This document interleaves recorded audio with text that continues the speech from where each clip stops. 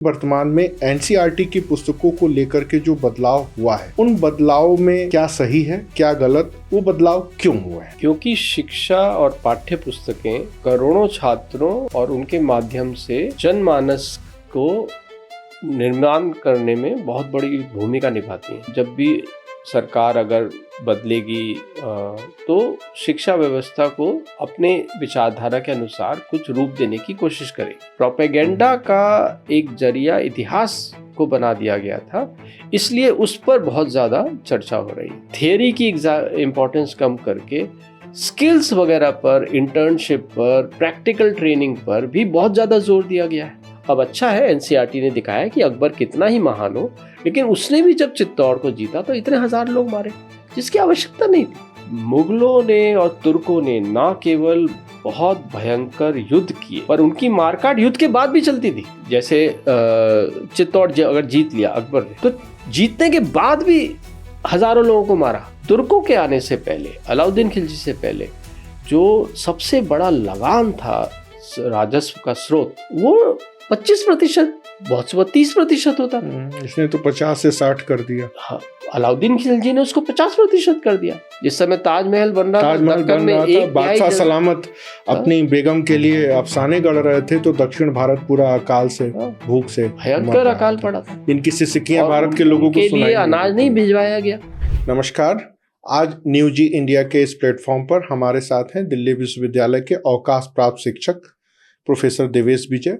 Professor विजय पिछले 30 वर्षों से निरंतर विश्व इतिहास या विश्व की विचारधाराएं या विश्व की सभ्यता संस्कृति के अतिरिक्त होने वाले जन आंदोलनों के ऊपर अध्ययन अध्यापन करते रहे हैं। उनका एक बहुत बड़ा समय फील्ड वर्क के ऊपर भी लगा हुआ है।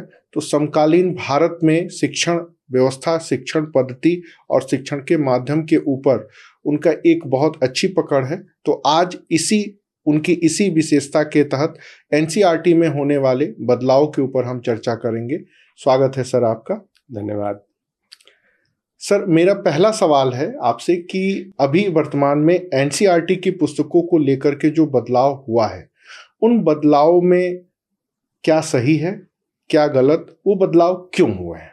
देखिए, क्योंकि शिक्षा और पाठ्य पुस्तकें करोड़ों छात्रों और उनके माध्यम से जनमानस को निर्माण करने में बहुत बड़ी भूमिका निभाती हैं। हालांकि मानसिकताएं जो बनती हैं लोगों की, वो मीडिया से भी बनती हैं, पारिवारिक जो लालन पालन होता है उससे बनती हैं। पर तीसरा बहुत बड़ा पुट जो कि सरकारों के हाथ में होता है, वो है शिक्षा व्यवस्था। तो ये आश्चर्य की बात नहीं है कि जब भी सरकार अगर बदलेगी तो शिक्षा व्यवस्था को अपने विचारधारा के अनुसार कुछ रूप देने की कोशिश करेगी। तो उसी का फल हमने देखा। आज़ादी के बाद से एक तरह की सरकार काफ़ी समय तक रही, तो उसका एक नज़रिया था। अब जब स्थिरता मिली है, लंबे समय के लिए एक दूसरा दल आया है, तो उसने अब पुस्तकों को बदलने की कुछ हद तक कोशिश करी है। पर एक इसमें सोचने वाली बात यह है कि दुर्भाग्य से जो मंथन हो रहा है, जो चर्चा हो रही है, वो केवल इतिहास की किताब में क्या परिवर्तन कर दिया गया उसको लेकर हो रही है, अकबर बाबर तक। जबकि एनसीईआरटी फिजिक्स की किताब में भी परिवर्तन कर रही है, संशोधन कर रही है, क्वांटम फिजिक्स ला रही है, अंतरिक्ष के सही जो युग उसका काल है, उसको जो हमें नई जानकारी मिली है उससे त्रुटि का सुधार कर रही है। इसी तरीके से बायोलॉजी में कुछ चेंजेस लाए गए हैं, यहाँ तक कि सामाजिक विज्ञान में, राजनीतिक विज्ञान में भी बदलाव आया है। पर ज़्यादातर क्योंकि एक प्रोपेगेंडा का एक जरिया इतिहास को बना दिया गया था, इसलिए उस पर बहुत ज़्यादा चर्चा हो रही है। और इसके अलावा हमें ये भी ध्यान रखना चाहिए कि एनसीईआरटी के जो परिवर्तन हैं किताबों के, वो नेशनल एजुकेशन पॉलिसी जो नई आई है उसका एक छोटा सा हिस्सा है। पूरा शिक्षा का जो स्ट्रक्चर है उसमें कई बड़े महत्वपूर्ण परिवर्तन आए हैं। जैसे एग्जाम्स की इम्पोर्टेंस कम करके, थियरी की इम्पोर्टेंस कम करके स्किल्स वगैरह पर, इंटर्नशिप पर, प्रैक्टिकल ट्रेनिंग पर भी बहुत ज़्यादा जोर दिया गया है। अब बच्चा अगर कोई मैथ्स या इंग्लिश में कमज़ोर है तो वो 10th भी पास नहीं कर पाएगा, ऐसा नहीं है। वो स्पोर्ट्स को अपना एक पेपर बना सकता है, वो योगा को अपना एक पेपर बना सकता है, वो वोकेशनल एजुकेशन से कोर्स लेकर के उसको भी उसी वही महत्व दिया जाएगा जो एकेडमिक पेपर्स को दिया ये तो सर बहुत अच्छी बात हो गई एक तरीके से। हाँ, और इंडस्ट्री से भेजा जाएगा खासतौर पे इंटर्नशिप प्रोग्राम्स में, सीनियर स्कूल में। ये एक बहुत अच्छी बात है। तो इस पर चर्चा बिल्कुल नहीं हो रही है, और एक जो छोटा सा इतिहास का एक परिवर्तन है उस पर बहुत ज़्यादा हो रही है। हालांकि उस पर भी होनी चाहिए क्योंकि वो महत्वपूर्ण है, और बल्कि लोगों को समझना चाहिए कि हमारे जो कांग्रेस युग के जो इतिहासकार स्थापित थे उन्होंने अच्छा काम किया है, मैं उनकी आलोचना नहीं करूँगा। इरफान हबीब हैं, विपिन चंद्र हैं, सुमित सरकार हैं, इनका क्वालिटी का काम है। लेकिन इनमें एक बायस था बहुत बड़ा, उसको अब एक बैलेंस किया जा रहा है, उसको सुधारा जा रहा है, तो वो एक स्वागत योग्य बात है। बायस क्या था कि जो हमारा प्राचीन युग था उसकी उपलब्धि को कुछ कम दिखाया जाए और मध्यकाल को बेहतर दिखाया जाए हर रूप में। मुगलों के भी कुछ उपलब्धियां थी, जरूर बताइए, लेकिन उनके साथ जो हिंसा आई उसको ऊपर लीपापोती करने की कोशिश की गई, तो ये गलत था और उनको सही ठहराने का कार्य किया गया। और एक काम जो एनसीईआरटी ने अभी भी नहीं किया, बड़ा इंपॉर्टेंट, जो त्रुटि सुधार की जरूरत थी।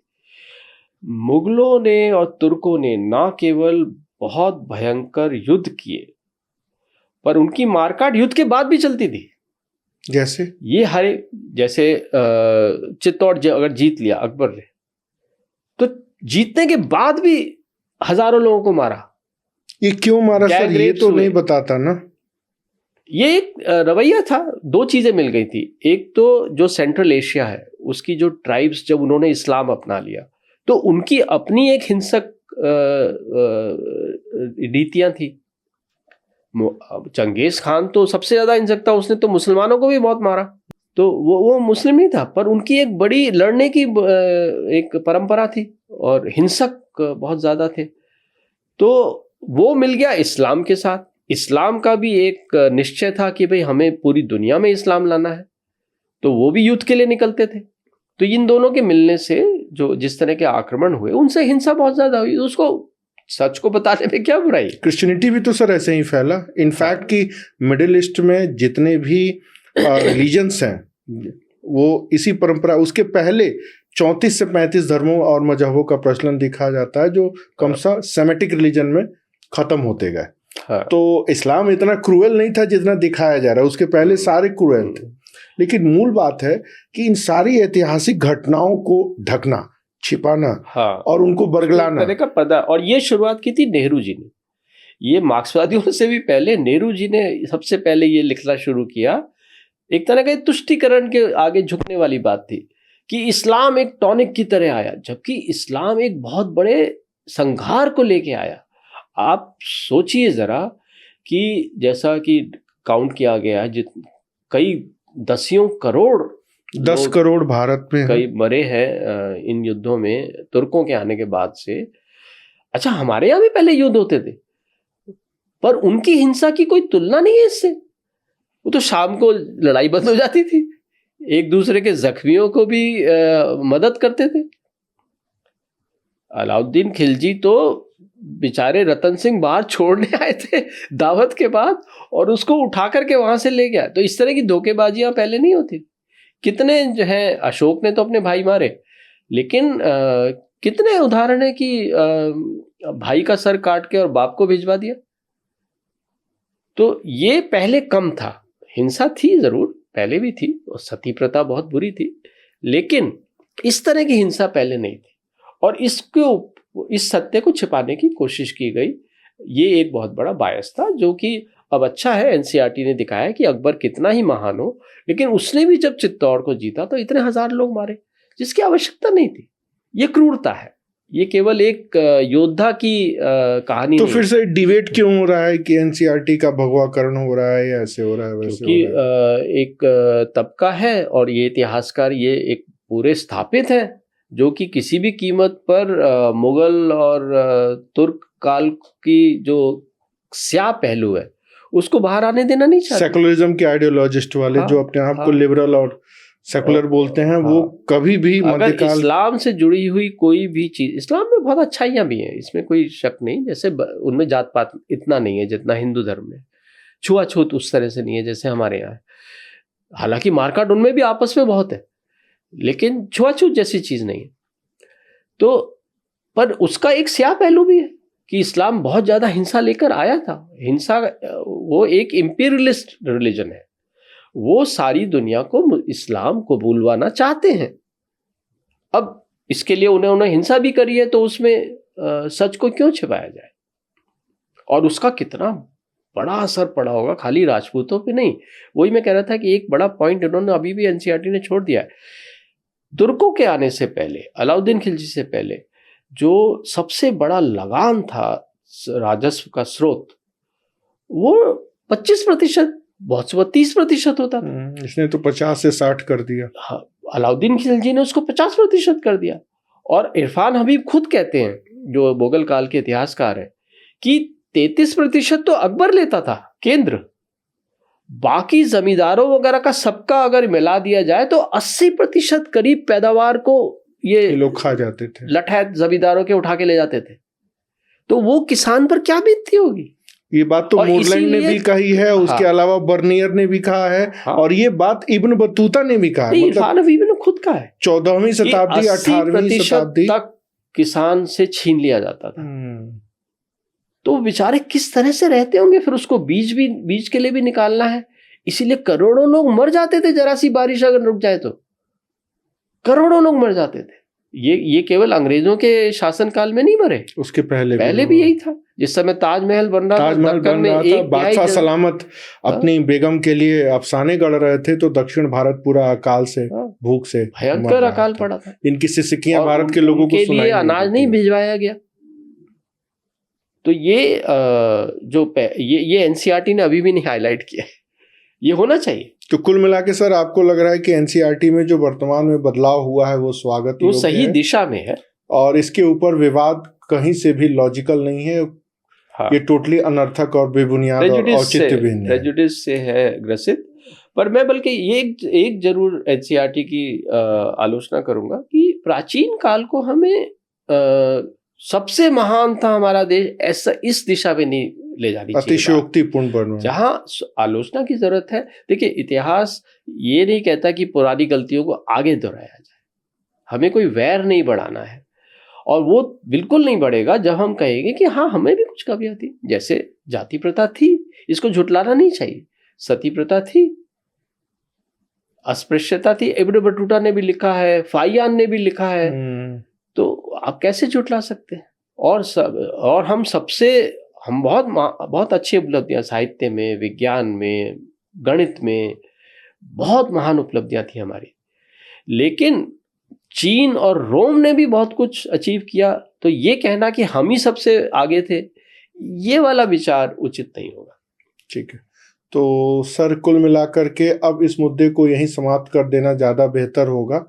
हमारा ध्यान और व्यापक परिप्रेक्ष्य में हमें शिक्षा के, हमारा ध्यान इस निष्कर्ष पर है कि प्राचीन भारत की जब भी हम बात करें तो विश्व की अन्य सभ्यताओं और संस्कृतियों की उपलब्धियों को भी तुलनात्मक रूप से सामने रखें, और जो सच है उसे हमें बताना चाहिए, ताकि भविष्य की आपने बहुत अच्छी बात कही। इतिहास का सबसे अच्छा अध्ययन तब होता है जब हम तुलनात्मक दृष्टि रखते हैं कि रोम में ऐसा क्यों हुआ, जापान ही आगे क्यों निकल गया आधुनिकरण में यूरोप के बाहर, और रेनेसां यूरोप के अंदर क्यों आधुनिकरण के बीज सबसे पहले लाया, कहीं और ऐसा क्यों नहीं हो पाया। तो इस तरह की जब हम तुलनाएं करते हैं तो बहुत सुंदर अध्ययन बनता है, और वो बगैर किसी अहंकार के, अपने उग्र राष्ट्रवाद, ऐसे नजरियों के बगैर करना चाहिए। तथ्यपरक, ऑब्जेक्टिव तरीके से करना चाहिए, बगैर इमोशन को लाए। बहुत अच्छा लगा सर कि आपने निष्कर्षात्मक रूप में तथ्यों को हमारे सामने रखा ताकि किसी भी प्रकार की एक वैचारिक गुमराही का परिदृश्य न उभरे। और हमारी पूरी उम्मीद होगी कि आने वाले टाइम पीरियड में जब एनसीईआरटी में पुनः बदलाव का दौर चले तो इन सारे मुद्दों को भी शामिल करने की पहल हो। धन्यवाद सर आपका। धन्यवाद।